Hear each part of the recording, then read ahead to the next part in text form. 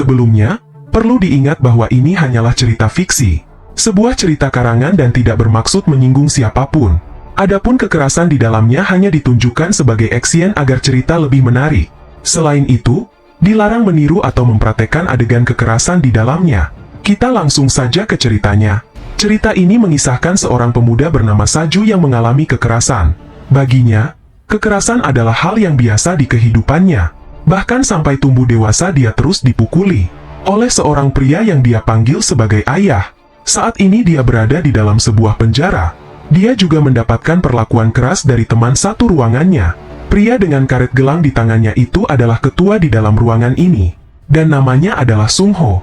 Untuk mendapatkan uang di dalam penjara, Saju rela melakukan sesuatu. Mulai dari mengangkat salju yang dihargai 300 won, sebagai penghangat sepatu 100 won, menjadi hewan peliharaan 200 won, dan sekarang, dia menjadi target tembakan karet gelang yang dihargai 500 won. Tempat ini adalah pusat tahanan remaja, merupakan fasilitas yang menampung pelaku kejahatan di bawah umur 19 tahun.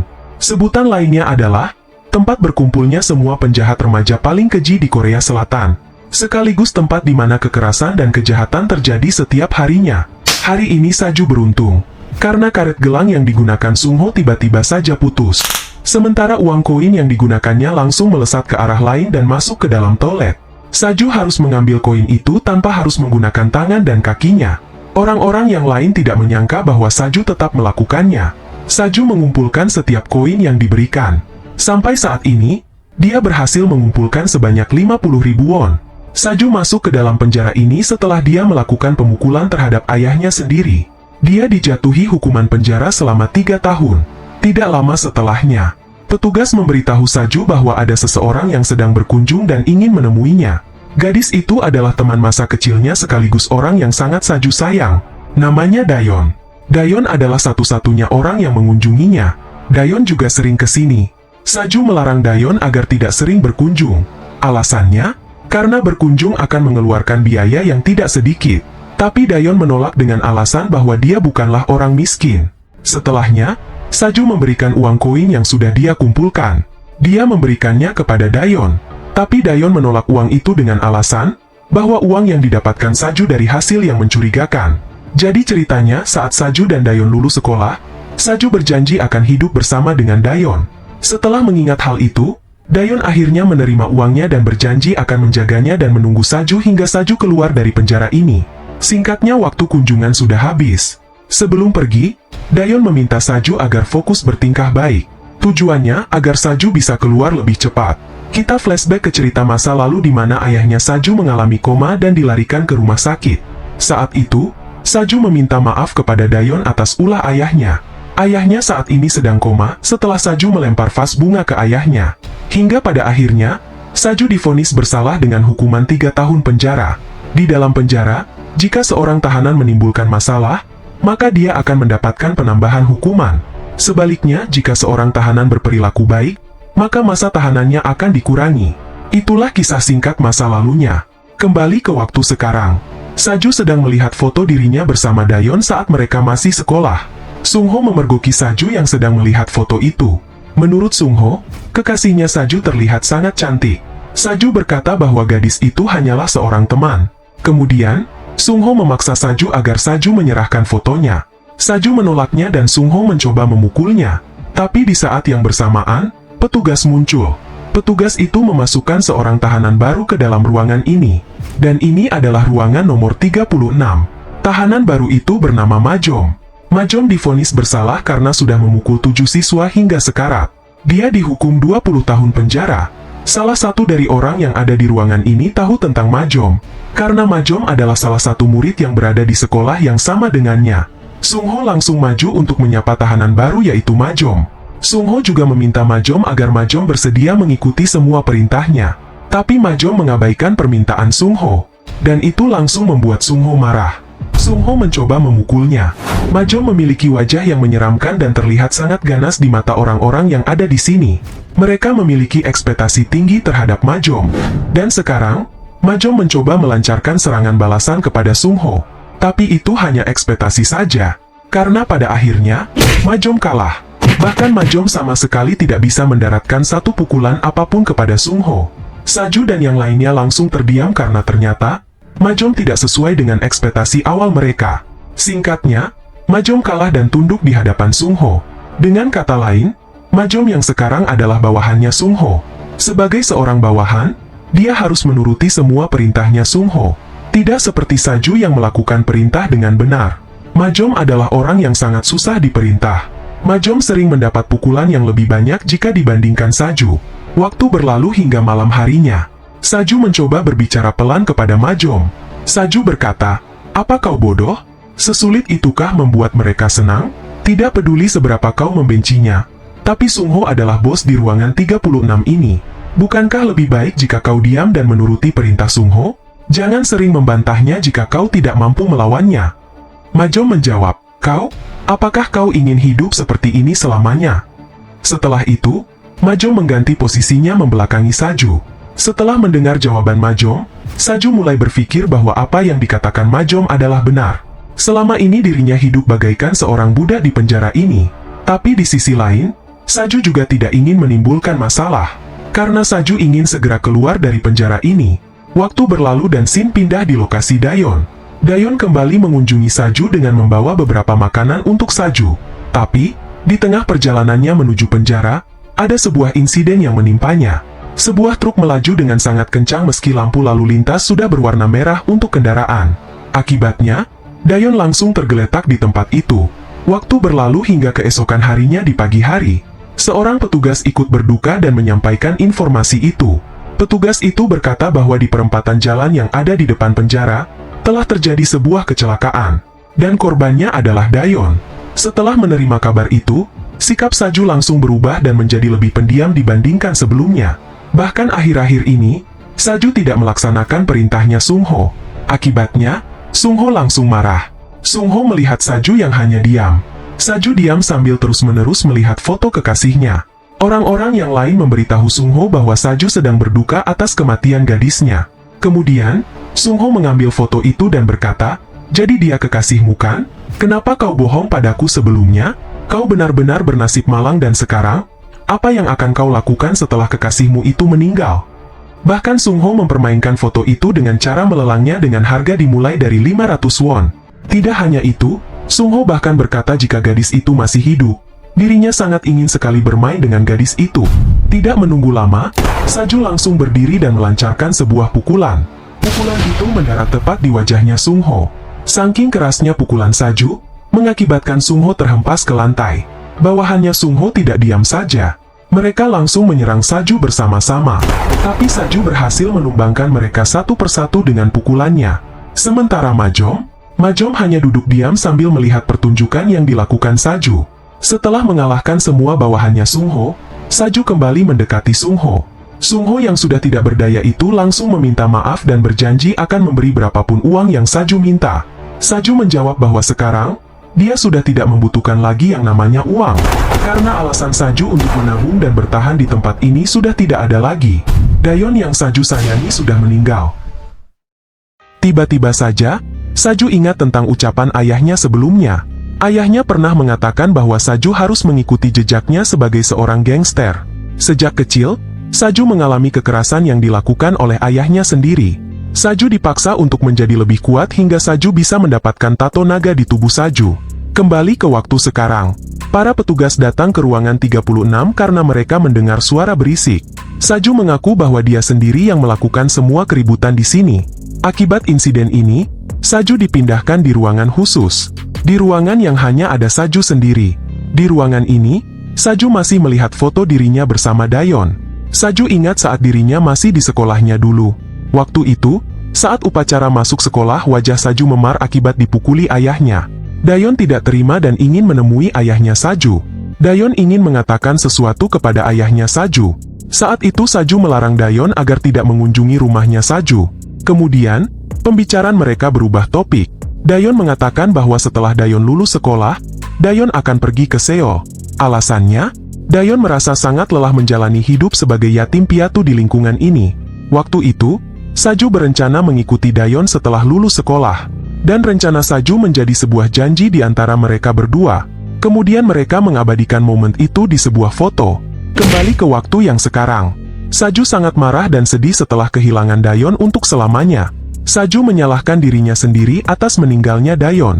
Saju berpikir, jika dirinya tidak masuk ke penjara, maka Dayon tidak akan datang berkunjung. Dan Dayon juga tidak akan pergi untuk selamanya. Pindah di lokasi Majom. Ada beberapa orang yang sedang membicarakan kabar tentang Saju yang sudah memukul semua rekan satu kamarnya. Mereka menganggap bahwa Saju sudah gila. Pria bernama Jongsan itu menghampiri orang-orang itu. Jongsan langsung menekan wajah orang itu ke meja. Jongsan kesal karena mereka menggosipkan sesuatu tanpa mengajaknya. Jongsan sangat penasaran dengan orang yang bernama Saju yang sudah mereka bicarakan. Seminggu kemudian, Saju dikeluarkan dari ruangan khusus. Petugas memberitahu bahwa sampai saat ini, Sungho masih dirawat di rumah sakit. Saju kembali ke ruangan nomor 36. Bawahan Sungho yang sebelumnya melawan Saju, sekarang mulai bersikap baik kepada Saju. Begitu Saju masuk ruangan ini, mereka menanyakan keadaan Saju. Bahkan mereka bersedia melakukan apapun yang diperintahkan oleh Saju. Di sisi lain, Majom yang sedang duduk sedang mempelajari sesuatu dari situasi ini, di mana kekuatan adalah segalanya di dalam penjara remaja. Waktu berlalu hingga siang hari di lapangan terbuka di dalam kawasan penjara. Saju menghampiri Majom yang sedang membaca sebuah buku. Saju menanyakan sesuatu kepada Majom. Pertanyaan itu adalah, kenapa Majom menghentikan Saju yang saat itu ingin menghancurkan Sungho? Padahal Majom sendiri sudah menghancurkan 7 orang siswa sebelumnya, hingga Majom dimasukkan ke dalam penjara remaja. Majom belum sempat memberikan jawabannya, dan orang bernama Jongsan datang mencari Saju. Jongsan berkata, bagaimana bisa seperti ini? Kau bahkan terlihat lebih lemah dari dugaanku. Bagaimana bisa orang sepertimu bisa mengalahkan Sungho? Lalu kenapa kau menghajarnya? Apakah kau mencoba untuk memberontak? Apakah kau ingin merebut posisi ketua kamar? Saju menanggapi ucapan Jongsan.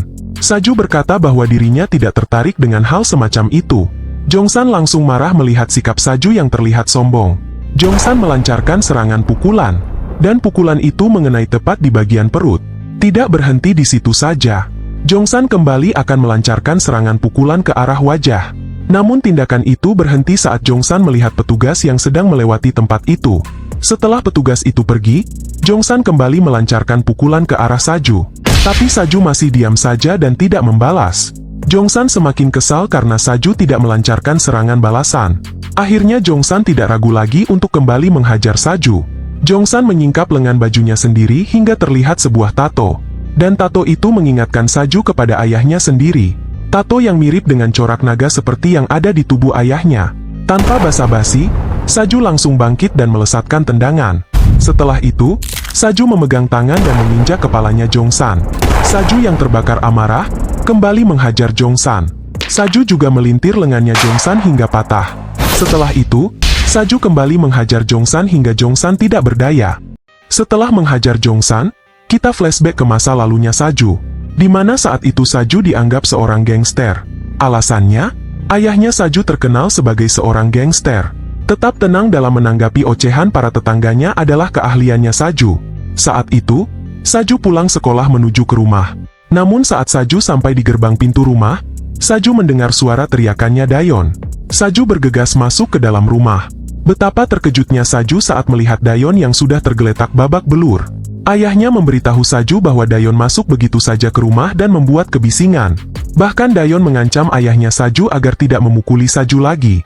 Saat itulah terjadi insiden di mana Saju memukul ayahnya dengan vas bunga hingga menyebabkan ayahnya koma.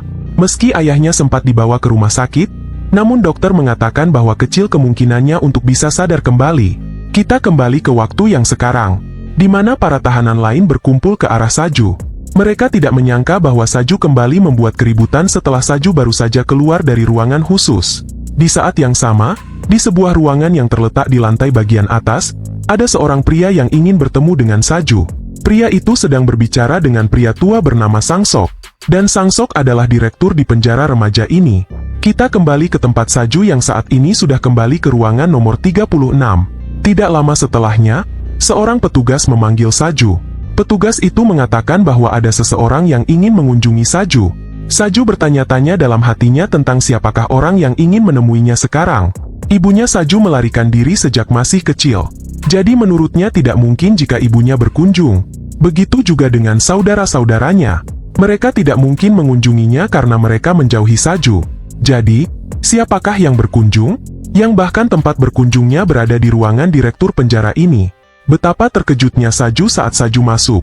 Saju tidak menyangka ternyata orang yang mengunjunginya adalah Gang Ryong, yaitu ayahnya sendiri. Direktur Sangsok mendekati Saju dan berkata, "Kelihatannya kau sangat terkejut. Baru-baru ini ada keajaiban datang dan membuat ayahmu bangun dari komanya."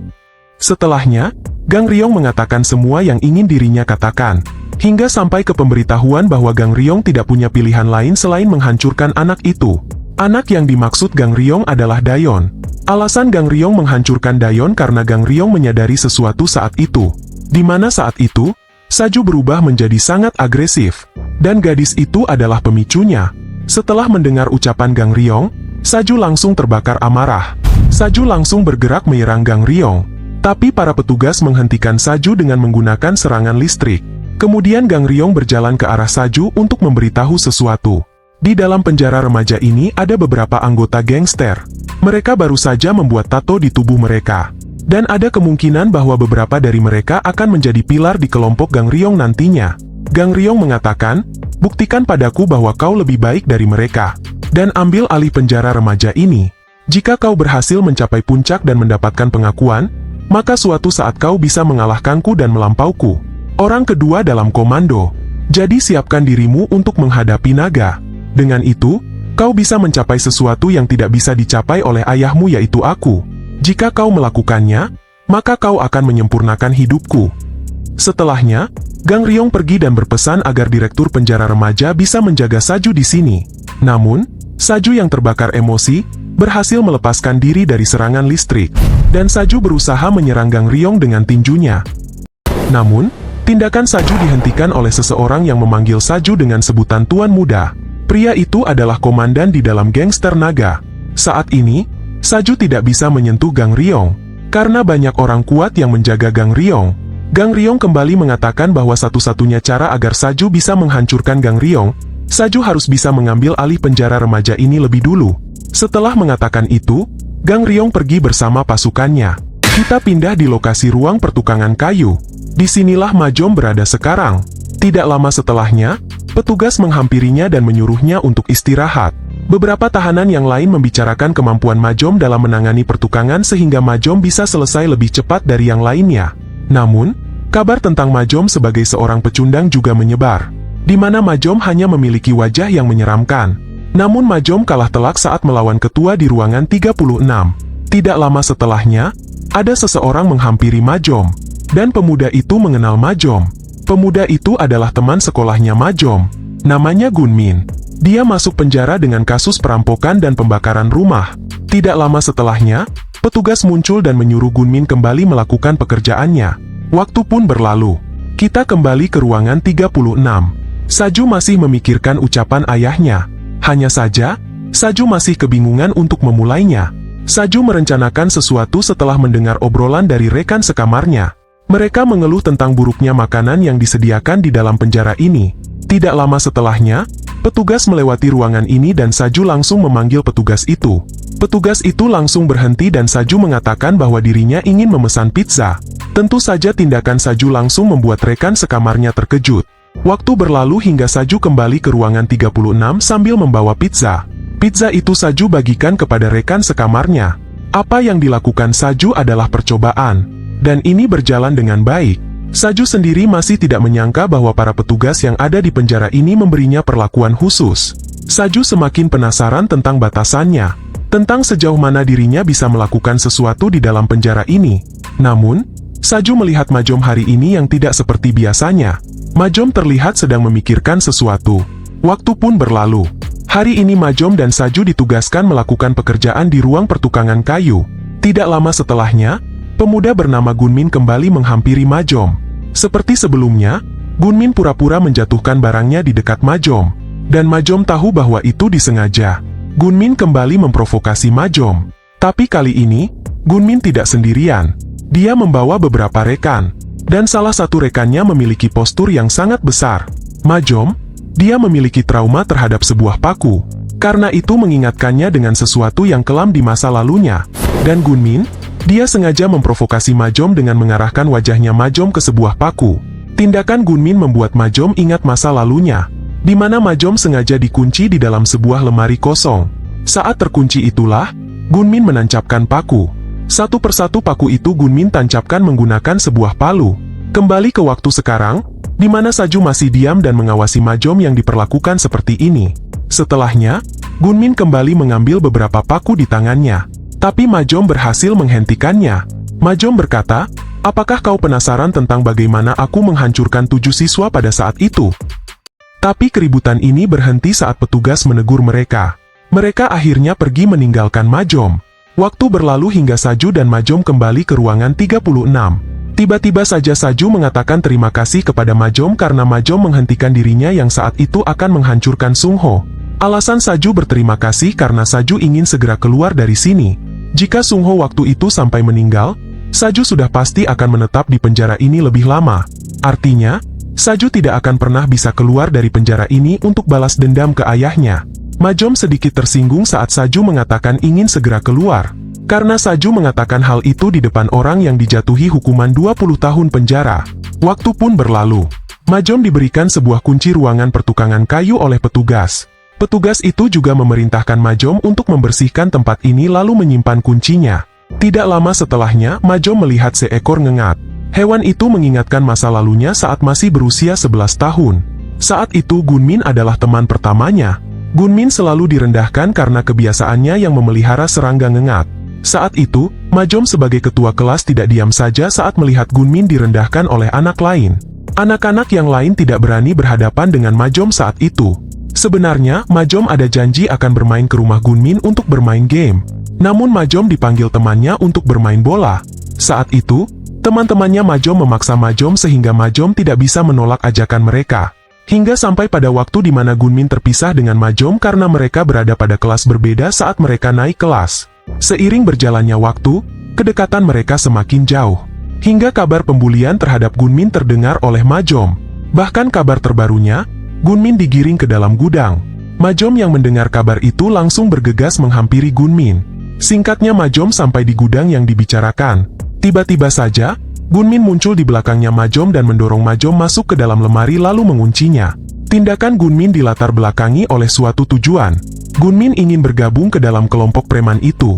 Sebagai syarat agar Gunmin bisa masuk, Gunmin diberi misi untuk mengorbankan satu temannya. Dan Gunmin memilih Majom sebagai targetnya. Kembali ke waktu yang sekarang di mana Gunmin meremas ngengat itu dan berkata, "Orang-orang sangat menyukai kupu-kupu tapi mereka sangat jijik dengan ngengat. Itulah yang aku rasakan dan semuanya karena kau." Gunmin menilai bahwa Majom hanya bertingkah baik di depannya. Namun perlahan menjauh dan mencoba mengkhianati Gunmin.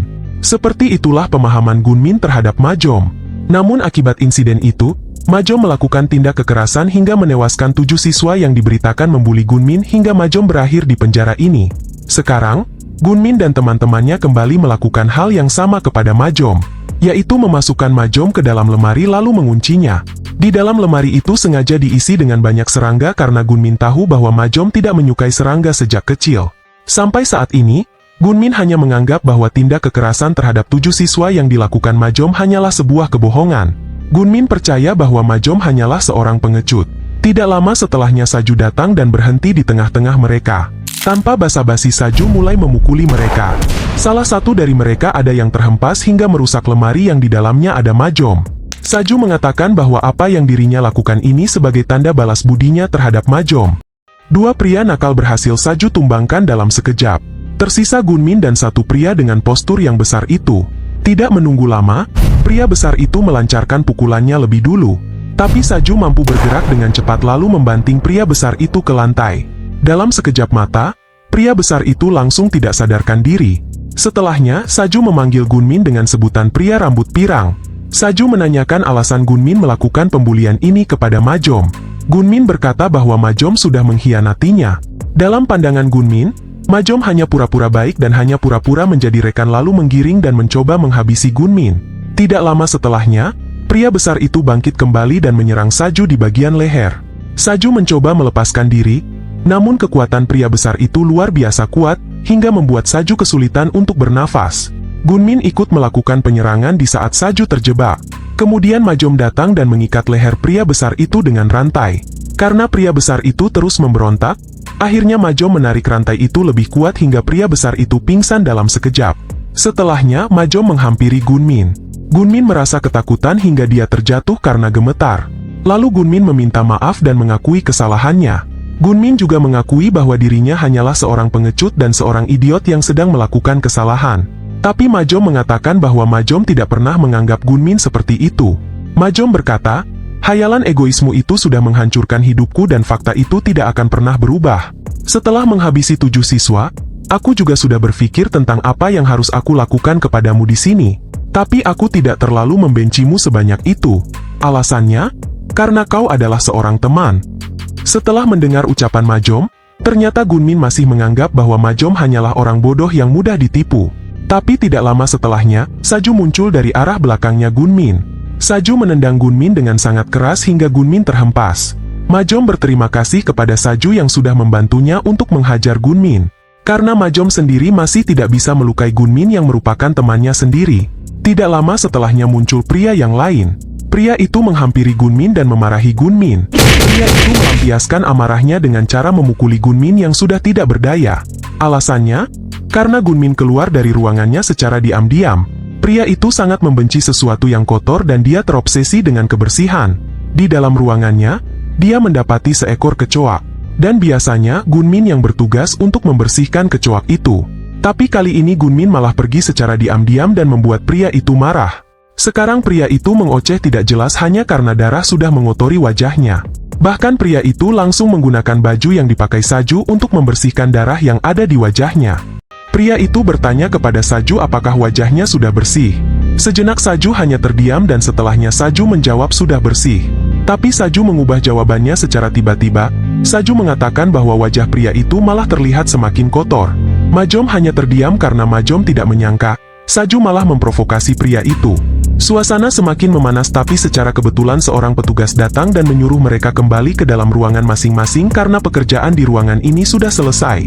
Waktu pun berlalu hingga tiba di mana para tahanan berkumpul di lapangan terbuka. Ada satu hal yang tidak Saju mengerti, para rekan satu ruangannya mengikutinya dan mengerumuninya.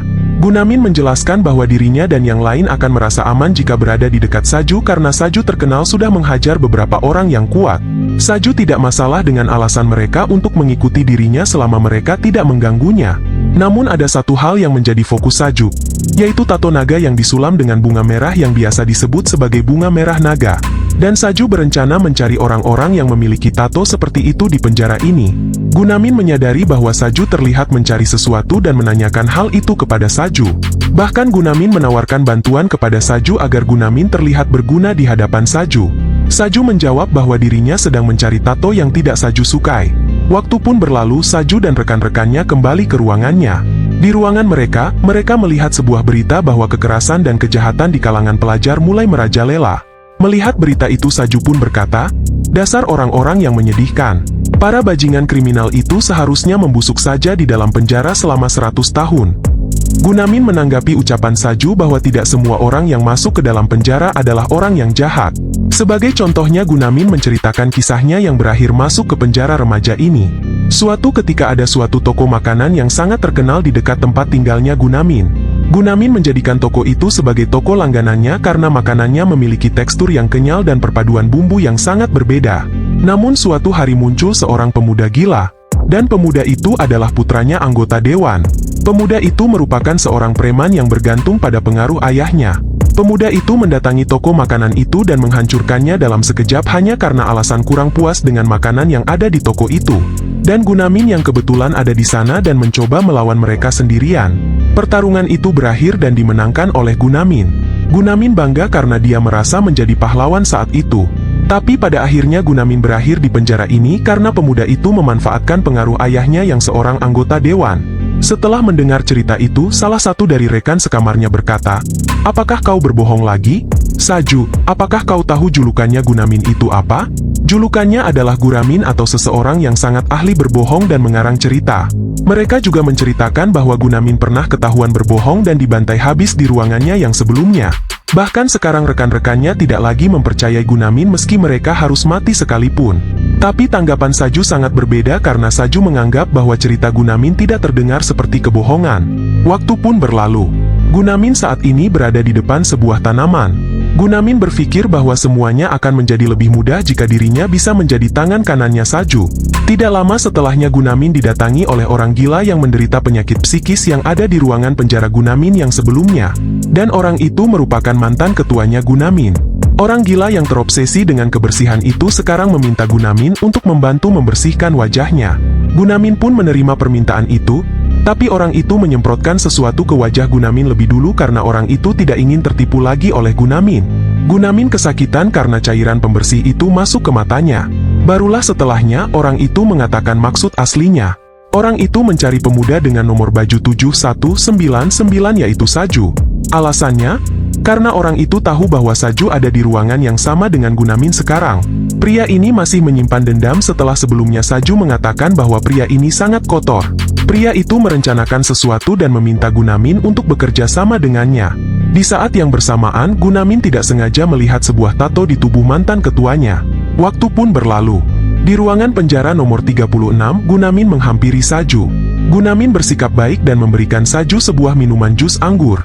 Awalnya Saju menggertak Gunamin tentang siapakah orang yang sebenarnya mencampur cairan pestisida ke dalam jus anggurnya. Gunamin mulai panik dan beralasan bahwa dia membeli secara langsung minuman itu dengan uangnya sendiri. Rekan-rekannya ikut tertawa dan mencurigai Gunamin.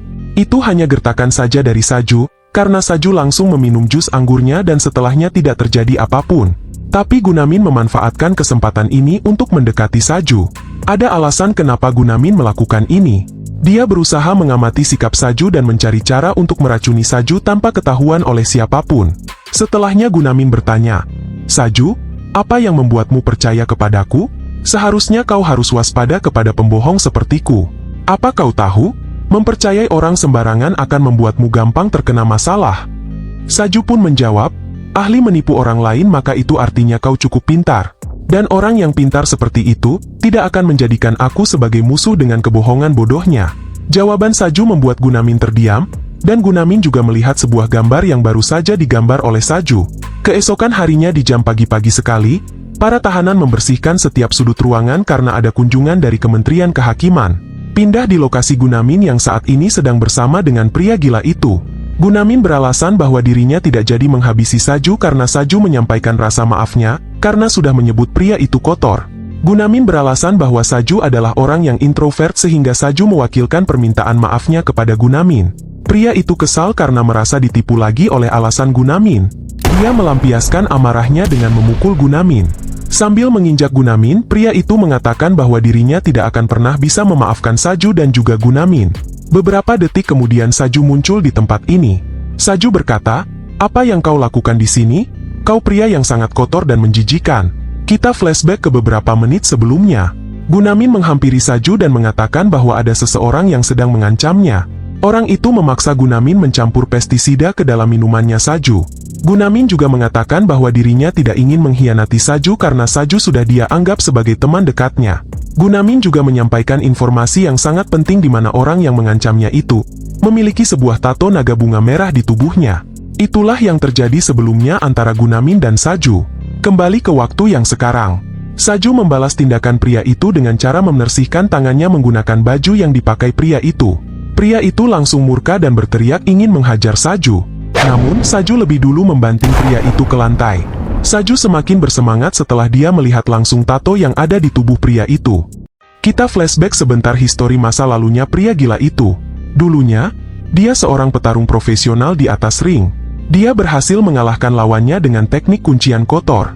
Namun, sebuah insiden terjadi di mana lawannya membuatnya kotor. Sejak saat itu, dia menjadi perfeksionis dalam hal kebersihan dan menyerang psikisnya. Kembali ke waktu yang sekarang di mana Saju sedang menanyakan informasi tentang naga bunga merah. Tapi pria itu sama sekali tidak menghiraukan Saju. Pria itu hanya mengatakan kotor-kotor dan kotor. Setelahnya pria itu bangkit dan mulai menyerang Saju. Tapi Saju berhasil menghindarinya.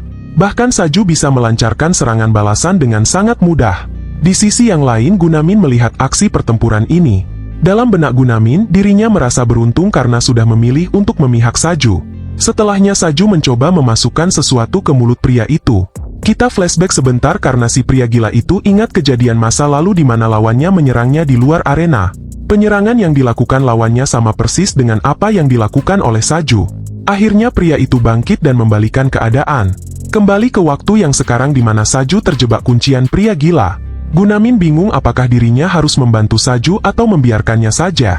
Kembali ke tempat Saju di mana Saju juga ingat masa lalunya saat ayahnya mengunci tubuhnya dengan sebuah teknik. Meski tujuan ayahnya saat itu adalah mengajarinya bertarung, tapi keributan dengan ayahnya membuat Saju merasa seolah-olah tulangnya akan hancur.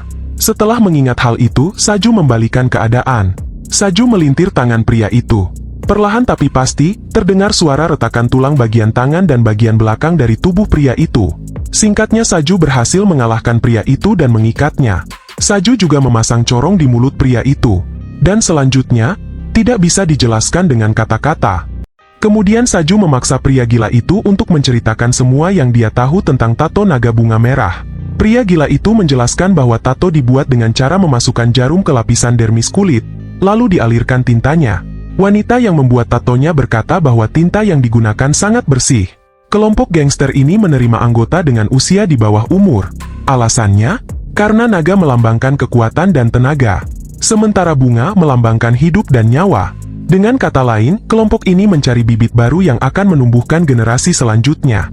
Para anggota pemula dinilai memiliki potensi lebih baik yang biasanya tidak dimiliki oleh orang dewasa. Kelompok ini sengaja merekrut pemuda dan membesarkannya. Hanya itu saja yang pria gila ini tahu. Saju ingat bahwa ucapan pria gila itu memiliki kesamaan dengan masa lalunya Saju, di mana Saju dipaksa berlatih dengan sangat keras oleh ayahnya sendiri. Alasannya? Agar Saju bisa mekar lebih cepat dibandingkan dengan yang lainnya. Kembali ke waktu saat ini di mana pria gila itu mengira bahwa Saju melakukan semua ini karena Saju ingin bergabung dengan kelompok naga.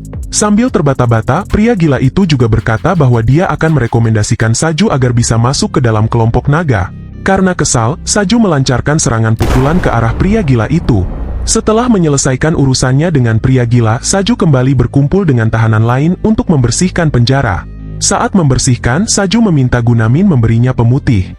Tapi sikap Gunamin langsung berubah layaknya bawahan kepada atasan. Gunamin berterima kasih karena Saju sudah mengatasi pria gila itu. Dan itu berdampak positif untuk keamanan Gunamin. Kemudian Saju menanyakan apa alasan Gunamin masih bisa hidup sampai sekarang. Karena Gunamin pernah menceritakan bahwa dirinya pernah disiksa pria gila itu dengan cara meminum cairan pemutih. Setahu Saju, kecil kemungkinannya manusia bisa selamat setelah meminum cairan pemutih. Gunamin beralasan bahwa dia sudah merencanakan semuanya agar dirinya bisa dipindahkan ke ruangan tahanan lain. Termasuk busa yang keluar dari mulut Gunamin sebelumnya. Itu hanyalah sabun untuk mengecoh pria gila itu. Rencana ini Gunamin lakukan karena dia sudah tidak tahan dengan kekerasan yang dilakukan pria gila itu. Obrolan Saju dan Gunamin semakin meluas hingga ke arah kelompok naga. Saju mengatakan bahwa tujuan Saju adalah menghancurkan mereka yang ada di kelompok naga. Gunamin sangat pintar meski dia juga sangat pandai berbohong. Gunamin memberikan sebuah petunjuk tentang apakah ada kesamaan di antara dua orang dari kelompok naga yang sudah Saju kalahkan. Saju mulai mendapatkan petunjuk, di mana dua orang yang dirinya kalahkan itu memiliki dua kesamaan, yaitu sama-sama sebagai ketua ruangan tahanan. Gunamin memberitahu informasi penting bahwa minggu depan nanti akan ada perkumpulan seluruh ketua ruangan. Karena hari itu ada acara pertemuan 1 hari. 3 bulan sekali, ketua ruangan dari setiap ruangan penjara akan berkumpul untuk mempererat hubungan mereka. Pertemuan itu membicarakan segala sesuatu yang terjadi di penjara ini. Dengan segala macam percakapan ilegal dan dikenal sebagai pertemuan kartel kriminal. Saju bisa menemui semua ketua jika Saju pergi ke pertemuan itu. Namun di sana sangat berbahaya dan Gunamin meminta Saju agar berhati-hati. Dari semuanya ada satu orang yang paling berbahaya. Waktu berlalu hingga tiba di waktu pertemuan 1 hari para ketua ruangan.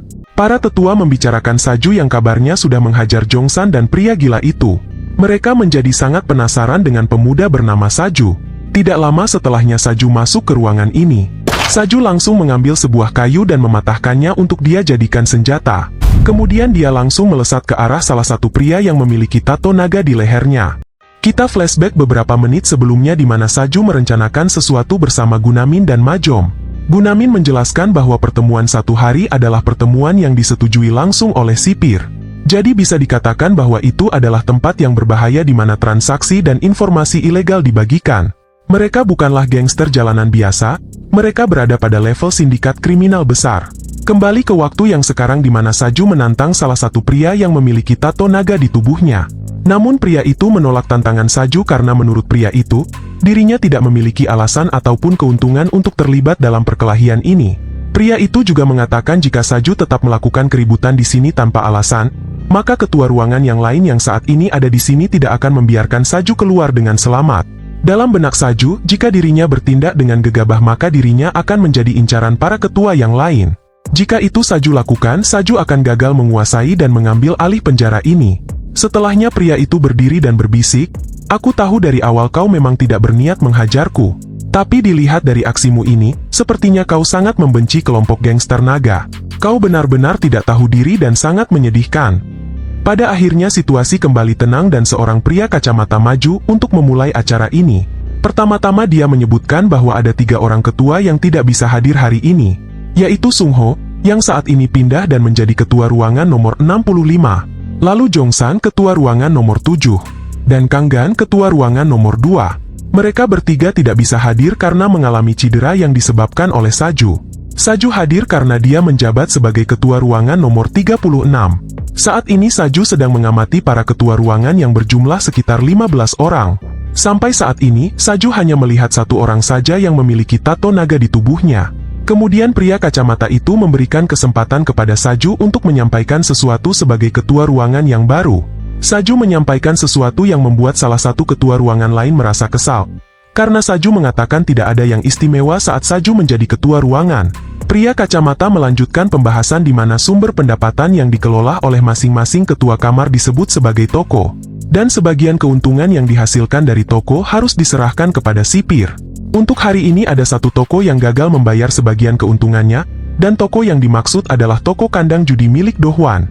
Do Hwan menanggapi ucapan pria kacamata bahwa Do Hwan akan segera mengirim upetinya. Tidak lama setelahnya situasi kembali memanas saat salah satu ketua ruangan menyindir Do Hwan. Ada rumor yang beredar bahwa kandang judi melakukan manipulasi atau kecurangan. Do Hwan menanggapi ucapan pria itu dengan mengatakan bahwa jika terbukti kandang judinya melakukan kecurangan, maka Do Hwan secara sukarela menyerahkan nyawanya sendiri. Singkatnya pertemuan 1 hari selesai setelah mereka membahas hal lainnya. Waktu pun berlalu dan kita dibawa ke lokasi kandang judi. Pemuda rambut kuning ini adalah Jiun Ho yang bekerja sebagai bandar judi di kandang judi. Dan Saju datang ke sini untuk mencari informasi dengan cara terjun langsung memainkan judi. Rencananya, Saju akan mencari bukti bahwa kandang judi ini melakukan kecurangan sehingga Saju bisa mendapatkan pembenaran untuk menghabisi Do Hwan. Di bawah pengawasan dan kepengurusan yang ketat penjara remaja dijalankan dengan tujuan untuk memperbaiki kriminal muda. Setidaknya begitulah mekanismenya secara resmi. Sipir ke-26 penjara remaja bernama Sang Sok. Semenjak dirinya diangkat menjadi sipir, tempat ini berubah menjadi sarang kriminal yang penuh dengan aktivitas ilegal. Di dalam penjara ada yang namanya pusat toko yang dijalankan oleh ketua ruangan. Sebagai keuntungan masuk ke dalam sakunya sipir. Sebagai gantinya para ketua ruangan mendapatkan privilege dan kebebasan yang tidak bisa didapatkan oleh tahanan biasa. Tidak ada yang menyangka bahwa sebuah penjara remaja ternyata merupakan bandar kartel kriminal. Dan tempat ini adalah salah satunya yang dikenal sebagai sarang judi. Terlihat salah satu orang pemain di sini yang stres akibat kalah judi. Do Hwan menawarkan pinjaman agar orang itu bisa terus bermain judi. Tapi dengan syarat jaminan yang harus ditandatangani oleh peminjam. Kembali ke tempat Saju di mana Saju membanting salah satu dadunya. Saju mengatakan bahwa ada sebuah magnet di dalam dadunya dan menganggap hal ini sebagai penipuan. Saju menghancurkan dadu itu hingga nampak sebuah benda berbentuk bulat di dalamnya. Jiun Ho menanggapi ucapan Saju. Jiun Ho menjelaskan bahwa kelereng itu dibuat untuk menyeimbangkan dadunya. Jiun Ho mengeluarkan magnet asli untuk mengetes kelereng itu. Dan hasilnya adalah, kelereng itu tidak menempel pada magnet yang itu artinya, kelereng itu bukanlah magnet.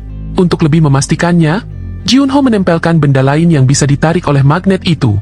Situasi kembali tenang dan Saju dipaksa untuk melanjutkan permainan judinya. Tapi pada akhirnya Saju selalu kalah padahal menurutnya, peluang yang dirinya miliki sangat seimbang. Tidak jauh dari lokasi Saju, ada seseorang yang melampiaskan amarahnya karena dia selalu kalah. Do Hwan datang dan menghajar orang itu karena sudah membuat keributan. Setelahnya Do Hwan menyuruh yang lain agar melanjutkan permainan seperti biasanya. Singkatnya Saju sudah kembali ke ruangannya. Semua uangnya habis dan tidak mendapatkan bukti kecurangan. Sementara Gunamin dan Majom yang ikut bermain judi, Mereka berhasil mencuri salah satu kartu judi.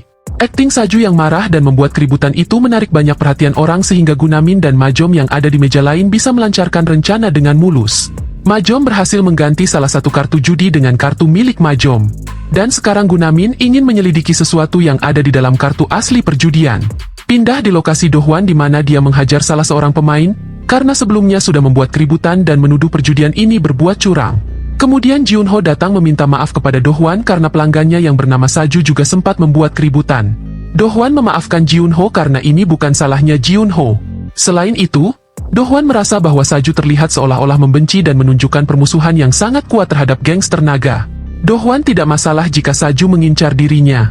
Tapi jika Saju kembali membuat onar di bisnis judinya, maka Dohwan akan melakukan sesuatu yang lebih tegas.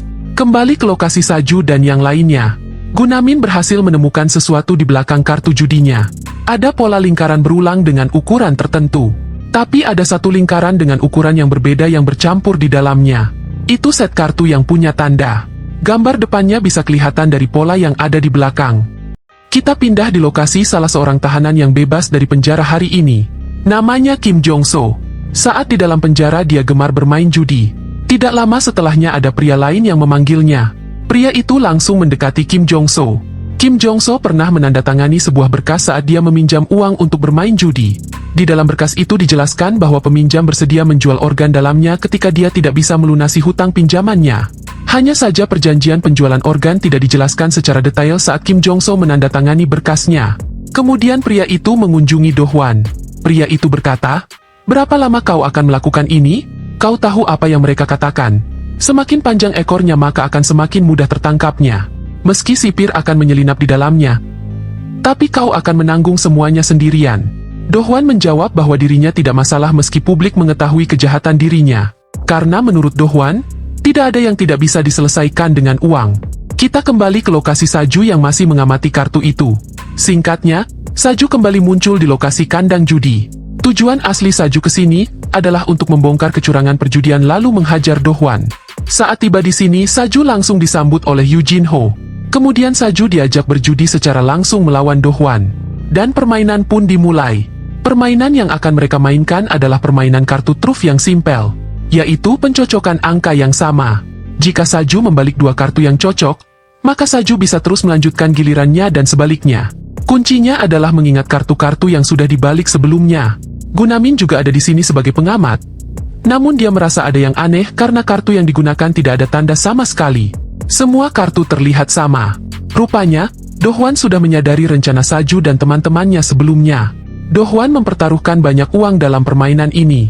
Namun, Saju tidak memiliki uang sama sekali untuk taruhannya. Yu Jinho mengatakan bahwa Saju masih bisa bermain jika Saju memiliki jaminan yaitu menandatangani jaminan penjualan organ.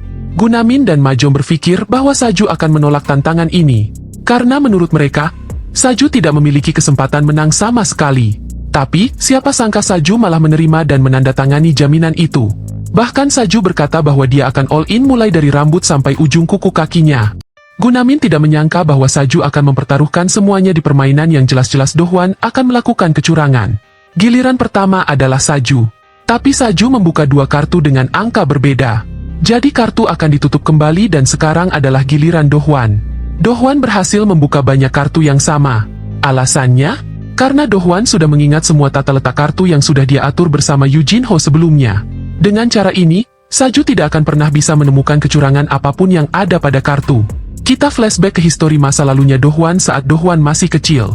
Dohwan sangat mempercayai ayahnya sebagai punggung yang paling bisa diandalkan di dunia.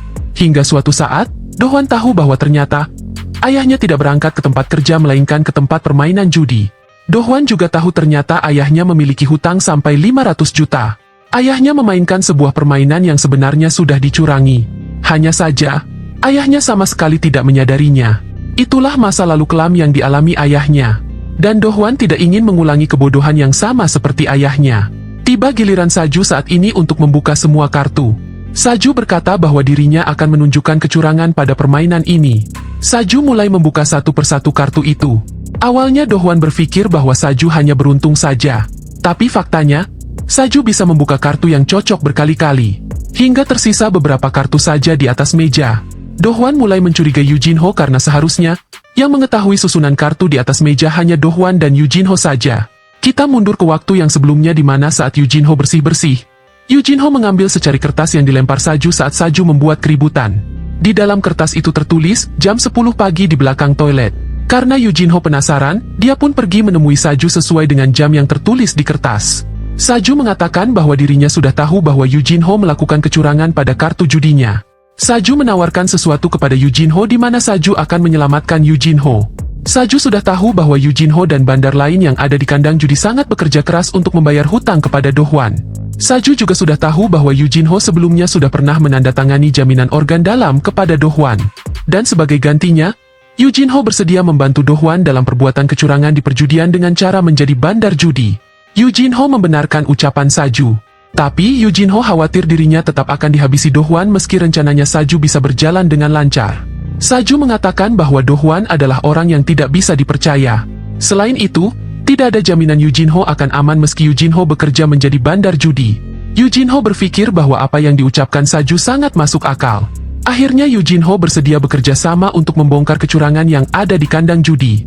Kembali ke waktu yang sekarang di mana Saju berhasil membuka dan mencocokkan semua kartu yang ada di atas meja. Setelahnya, Yu Jinho mulai berbicara bahwa memang benar ada kecurangan dalam perjudian ini. Bahkan Yu Jinho bersedia mengungkapkan semua kecurangan yang ada di sini jika mau.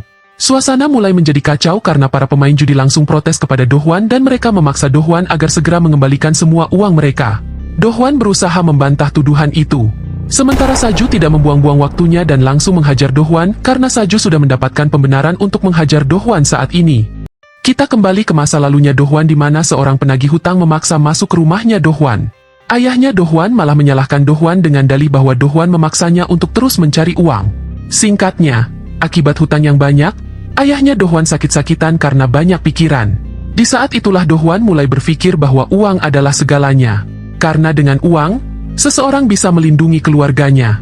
Kembali ke waktu yang sekarang di mana Do Hwan berhasil menghindari serangan Saju. Tidak hanya itu, Do Hwan juga berhasil melancarkan serangan balasan hingga Saju terhempas. Do Hwan juga mengancam Yu Jinho karena sudah mengkhianatinya. Yu Jinho mengatakan bahwa dirinya sudah memiliki bukti kecurangan yang ada di tempat ini. Namun, bandar lain yang merupakan bawahannya Do Hwan, membawa kabur barang bukti untuk dilenyapkan. Yu Jinho tidak berdaya setelah Do Hwan membantingnya ke lantai. Saju kembali bangkit untuk menyerang Do Hwan. Do Hwan melempar Yu Jinho ke arah Saju, hingga Saju kembali terhempas bersama Yu Jinho. Do Hwan mengejar dan kembali melancarkan satu pukulan keras. Tapi pukulannya hanya mengenai Yu Jinho karena Saju bisa menghindarinya. Dan di saat itu juga Saju melancarkan sebuah tendangan dari arah belakangnya Do Hwan. Do Hwan tidak bisa menghindari tendangan Saju sehingga Do Hwan pun terhempas sangat jauh. Do Hwan kembali ingat masa lalunya di mana ayahnya bisa melunasi hutang dengan cara menjual salah satu organ dalamnya. Dan Do Hwan tetap merawat ayahnya yang sudah tidak berdaya itu. Sejak pertemuan Do Hwan dengan pria itu, Do Hwan menjadi kejam dan berpikir bahwa keluarga bisa dijual dan bisa menghasilkan uang. Kembali ke waktu yang sekarang di mana Do Hwan kembali bangkit sehingga pertarungan antara Saju dan Do Hwan pun berlanjut. Saju melancarkan beberapa pukulannya dan Do Hwan membalasnya dengan serangan tendangan. Do Hwan bersiap dan kembali melancarkan serangan pukulan hingga membuat Saju terhempas. Para tahanan yang lain mengatakan bahwa Saju ternyata hanyalah seseorang yang banyak bicara dan ternyata malah kalah saat melawan Do Hwan. Dengan rasa percaya dirinya, Do Hwan mengatakan bahwa ini hanyalah keributan kecil dan membantah bahwa kandang judinya tidak melakukan kecurangan. Tidak lama kemudian orang-orang dikejutkan oleh Saju yang masih bisa berbicara. Saju berkata, "Kita akan bermain peta umpet, sembunyilah, sembunyilah, jangan sampai sehelai rambutmu kelihatan. Jika kau tertangkap maka kau akan hancur." Do Hwan tidak berniat untuk bersembunyi, bahkan Do Hwan melakukan perlawanan. Namun Saju berhasil menghindar sekaligus menangkap tangannya Do Hwan dan setelahnya, Saju menginjak Do Hwan hingga kepalanya Do Hwan menghantam meja besi. Saju melempar dadu dan memukul Do Hwan sesuai dengan angka yang muncul. Pertama adalah 3 pukulan dan selanjutnya adalah 6 pukulan. Kembali ke masa lalunya Do Hwan di mana saat itu, Do Hwan menawarkan diri untuk bergabung ke dalam kelompok naga. Setelah Do Hwan diterima, Do Hwan ingin segera dikirim ke penjara remaja untuk mengembangkan bisnis judinya. Kembali ke waktu yang sekarang di mana Do Hwan mencoba untuk melarikan diri. Tapi Majo menghadang dan menghentikan Do Hwan. Majo memukul Do Hwan dengan tas yang isinya adalah barang bukti yang sebelumnya akan dibawa kabur oleh bawahannya Do Hwan. Barang bukti itu bisa dilihat oleh orang-orang lainnya bahwa memang benar, perjudian di sini melakukan kecurangan. Kemudian Saju menghampiri Do Hwan dan akan melanjutkan permainan. Tapi tiba-tiba saja Dohwan tidak sadarkan diri sehingga Saju menghentikan permainannya. Tidak lama setelahnya, salah satu ketua ruangan yang lain datang dan berkata, "Aku sudah mengira bahwa perjudian ini adalah penipuan. Sekarang kau tidak akan bisa menjalankan perjudian lagi di dalam penjara ini." Waktu berlalu hingga 14 bulan kemudian. Dohwan dibebaskan karena masa tahanannya sudah selesai. Dohwan berpikir meski dirinya mengalami kegagalan, namun dirinya sudah belajar banyak dari pemuda itu sehingga dirinya memiliki pandangan yang lebih luas. Dan sekarang, Dohwan berharap bisa memulai kehidupan yang baru yang lebih baik dari sebelumnya. Tidak lama kemudian pria itu menghampiri Dohwan dan memberi Dohwan tahu. Kemudian Dohwan berkata, "Maaf, aku tidak bisa menyuplai barang-barang selagi aku di dalam penjara. Aku akan mencari rumah dulu, jadi kau bersabarlah sebentar saja." Tapi pria itu meminta Dohwan membayar kekurangan uang pinjaman yang dipinjam Dohwan sebelumnya. Dohwan menjawab bahwa saat ini dirinya tidak memiliki uang sama sekali. Pria itu mengatakan bahwa masih ada cara lain untuk membayar hutang. Jumlah hutang ditambah dengan bunga kreditnya sebanyak 1.000 miliar won. Pada akhirnya Dohwan dipaksa masuk ke dalam mobil oleh pria itu. Kita kembali ke dalam penjara remaja di mana Saju, Gunamin, dan juga Majom terkejut saat melihat orang asing memasuki ruangan 36. Pria itu memegang fotonya Saju sambil berkata, "Bukankah gadis ini adalah gadis yang terlibat kecelakaan mobil? Malang sekali nasibnya." Saju yang mendadak emosi langsung menerjang pria itu hingga menghantam dinding. Sambil menutupi mulut pria itu dengan tangannya, Saju menyuruh Gunamin agar segera mengambilkannya bantal. Pria itu berusaha menunjukkan sesuatu kepada Saju dan sesuatu itu adalah gambar naga dari kelompok naga. Saju langsung merebut gambar itu dan meremasnya sementara pria itu masih berusaha memberitahu sesuatu kepada Saju, di mana pria itu akan membantu Saju agar Saju bisa menghancurkan para naga. Pria itu juga mengatakan bahwa ada salah paham tentang foto ini di mana pria ini tidak sengaja memungut foto ini saat dirinya melihat gambar naga. Pria itu juga memberitahu bahwa jika Saju bertindak gegabah, maka bisa jadi ketua ruangan yang lain menghabisi Saju secara sembunyi-sembunyi. Saju masih berpikir 2 kali untuk menerima bantuan dari orang asing seperti pria itu. Tapi pria itu malah merusak jendela besinya gara-gara Saju belum memberikan jawaban apapun. Kemudian Saju menanyakan apa alasan pria itu ingin membantu. Pria itu tersenyum dan menjawab bahwa dirinya hanya ingin memuaskan hasrat bersenang-senangnya. Karena pria itu menyukai sesuatu yang menantang dan tidak membosankan. Keesokan harinya di aula penjara remaja, para pria terlihat senang sekaligus tidak menyangka bahwa mereka bisa melihat para gadis cantik di sini. Begitu juga Saju yang saat ini berada di tengah-tengah para tahanan untuk melihat aksi para gadis. Kemudian Saju ingat masa lalunya saat bersama Dayon. Saat itu Saju tidur di sebuah tempat karena menurut Saju, di tempat ini lebih bagus jika dibandingkan di rumah. Tidak lama setelahnya gadis bernama Yunha masuk ke tempat ini untuk mencari Dayon. Tapi Dayon malah bersembunyi di dalam ruangan kecil bersama Saju. Dayon juga menyuruh Saju agar tidak berisik karena jika ketahuan, mereka akan kena hukuman. Kembali ke waktu yang sekarang di mana Saju melihat gadis bernama Yunha di penjara ini, begitu juga dengan Yunha yang tidak sengaja melihat ke arah Saju. Tujuan para gadis ini ke penjara adalah untuk membantu dalam kegiatan sosial mereka. Waktu berlalu hingga tiba di mana para gadis membantu membagikan makanan untuk para tahanan. Kemudian kita pindah ke tempat lain di mana Saju dan Yunha berada. Mereka berdua sedang berada di suatu tempat yang jauh dari penglihatan orang. Mereka berdua saling mengobrol hingga ke pembahasan Dayon.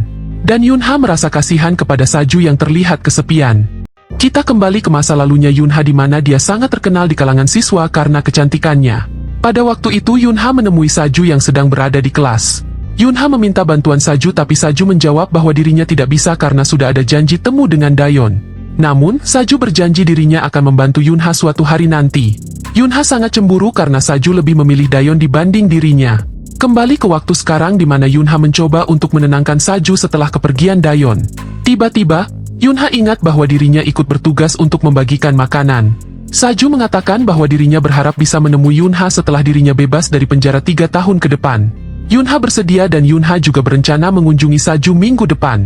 Singkatnya, Saju juga kembali ke tempat istirahat untuk makan siang.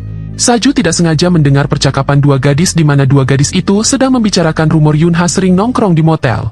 Setelah acara pembagian makanan, para gadis mulai naik ke panggung dan berjoget untuk menghibur para tahanan. Tidak lama setelahnya Saju mengikuti 2 pria yang pergi ke toilet untuk mengintip seorang gadis. Akhirnya Saju memergoki mereka dan berencana menghajar mereka. Tapi ternyata tidak hanya Saju yang mengikuti 2 pria itu. Ada salah satu ketua ruangan yang juga mengikutinya. Bahkan ketua ruangan itu langsung menghajar 2 pria itu sebelum Saju. Tidak lama setelahnya Yunha menghampiri Saju dan menanyakan tentang apa yang terjadi barusan dan Saju langsung menjelaskannya. Waktu berlalu hingga seminggu kemudian. Saju mendapat tugas untuk memindahkan barang sumbangan ke gudang. Namun Saju diikuti oleh beberapa pria yang memegang senjata. Tidak menunggu lama, 3 pria itu langsung melancarkan serangan.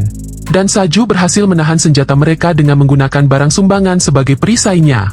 Kemudian Saju menghajar mereka bertiga dan menanyakan tentang siapakah orang yang sudah menyuruh mereka untuk melakukan penyerangan ini. Tidak lama kemudian petugas datang. Di saat yang sama, Saju dikejutkan dengan keberadaan Yunha di sini. Lalu Yunha menunjuk Saju dan mengatakan kepada petugas bahwa Saju adalah orangnya.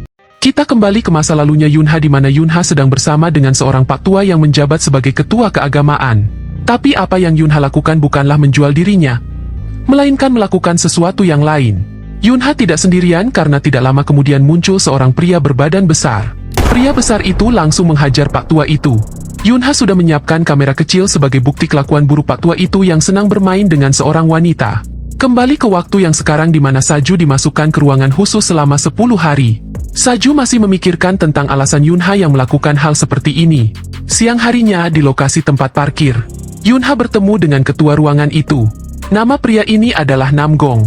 Namgong tidak menyangka bisa bertemu lagi dengan Yunha setelah kejadian saat itu di mana Yunha dan Namgong menjalankan misi untuk memberantas ketua keagamaan yang palsu. Kembali ke tempat Saju di mana Saju berpikir bahwa dirinya sudah dijebak dan tujuan asli mereka adalah menggunakan Yunha untuk menuduh Saju. Tapi saat itu, Yunha berubah pikiran pada detik-detik terakhir di mana Yunha mengatakan kepada petugas bahwa Saju adalah orang yang menyelamatkannya. Sementara 3 pria yang babak belur di sana adalah orang yang sudah mencoba melakukan tindak pelecehan padanya. Dan Saju berakhir di ruangan khusus karena sudah menghajar 3 pria itu sampai pingsan. Kemudian Saju memanggil petugas yang sedang berjaga. Petugas itu menghampiri Saju dan berkata bahwa meski Saju memiliki hak khusus di penjara ini, tapi di tempat yang sekarang ini ada kamera pemantau sehingga Saju dilarang melakukan sesuatu yang menarik perhatian. Saju paham dengan ucapan petugas itu. Lalu Saju mengatakan bahwa dirinya meminta petugas itu untuk memanggil seseorang untuk datang ke sini. Kembali ke tempat Namgong di mana Namgong sudah salah paham terhadap Saju. Namgong berpikir bahwa Saju termasuk orang yang akan ikut melakukan hal buruk bersama 2 pria itu. Tapi Saju berhasil menghindari pukulannya Namgong sehingga hanya 2 pria itu saja yang kena. Namgong juga menyadari sesuatu bahwa Yunha terlihat sangat menyukai Saju. Itu sebabnya Yunha diberi misi untuk menghukum Saju dengan cara menjebak Saju sebelumnya. Tapi hasilnya, Yunha tidak melakukan sesuatu seperti yang Namgong suruh. Ada sesuatu hal yang masih menjadi rahasia antara Yunha dan Namgong. Tapi Yunha merasa bahwa dirinya seperti sedang dipaksa melakukan sesuatu oleh Namgong. Yunha tidak terima dan berencana melaporkan Namgong. Namgong tidak terima dan mencoba melakukan sesuatu kepada Yunhan. Tapi tidak lama kemudian, Saju muncul di tempat ini. Kita kembali ke menit sebelumnya, di mana Saju memanggil pria itu.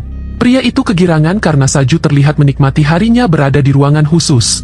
Lalu Saju berkata, "Aku memanggilmu ke sini bukan untuk bermain-main.